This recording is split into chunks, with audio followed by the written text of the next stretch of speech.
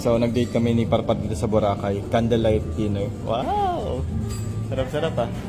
Dito, sa may U Hotel. Fine dining. Siyempre, dito yan sa Poco Deli. Dito ito sa may Station 3 to banda. May mga starters sila. Sa may U Hotel.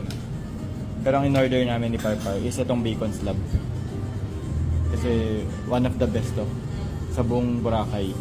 Bumili yung best friend ni Parpar ng cake dito sa may Poco Deli. Itong blackout chocolate cake. Kinumpara sa maraming cake, nagtabi-tabi pa. Lahat kami blackout agad yung kinuha. At ito na nga yung bacon slab namin.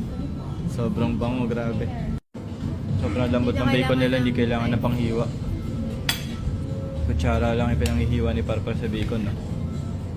Tapos sobrang sarap. Malasang malasa. Napakasarap, Parpar. Kamusta yung bacon?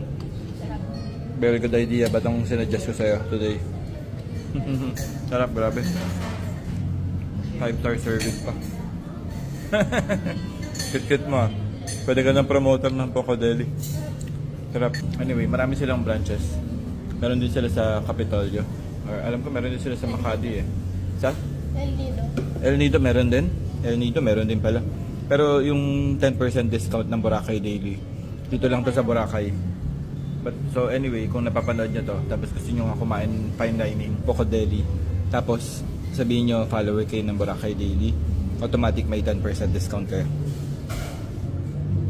Thank you for watching. Bye bye.